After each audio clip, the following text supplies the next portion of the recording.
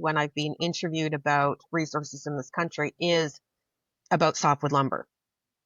You'd think it would be pipelines, but it's actually about softwood lumber. And I always ask the journalists, do you know anything about the war in the woods? Do you know anything about BC in the 90s? No. Their world starts around 2012. So they don't have a strong understanding of the softwood lumber agreement, why some of this is becoming especially problematic now. And by the way, that bias you see, so you tee up a Mark Carney interview with what happened with Pierre last week. You can see the difference. You can see the partisanship. You can see them looking for a gotcha moment with Pierre.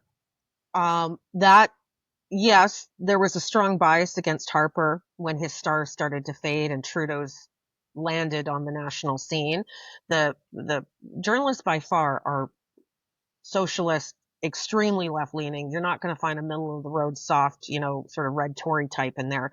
Traditionally and by the vast majority, they are on the hard left. I don't want to say hard left because that's also changed now. That includes people that support terrorism.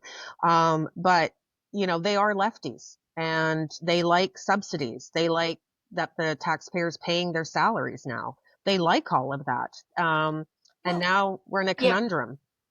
The part I don't get is sure you like the subsidies, okay, but then recognize that you have to provide content that the people providing the subsidies actually enjoy, or that you have to have some credibility to those that are providing the subsidy. Like, that's the disconnect I don't understand with them at all. Like, I'm not asking for people to like my content, but it's happening more than these people that have these established, that's their job, is to communicate, and they can't do it because they're so entrenched, I think, and like I said, acting like children instead of adults. And They've got a God complex.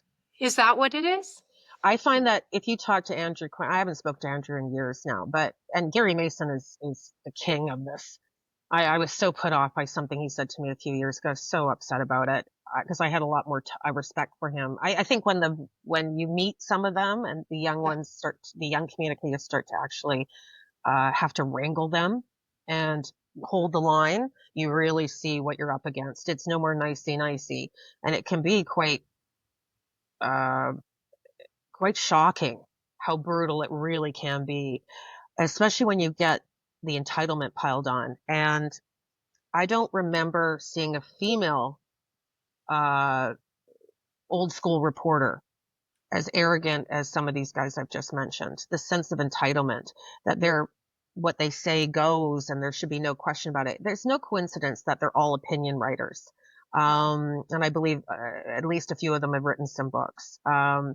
But when I look at someone like Lawrence Martin, for example, who back in the Chrétien Ottawa years was considered to be very well respected, and he's managed to carry that through. I disagree with someone like him all the time, but it hasn't changed my level of respect for him. That's the difference now, Eva. That is the difference. The veil has been lifted far too often for me. I know what they're thinking, what they really feel about the people that I work around or the people I believe in to run my country. I can't shake that.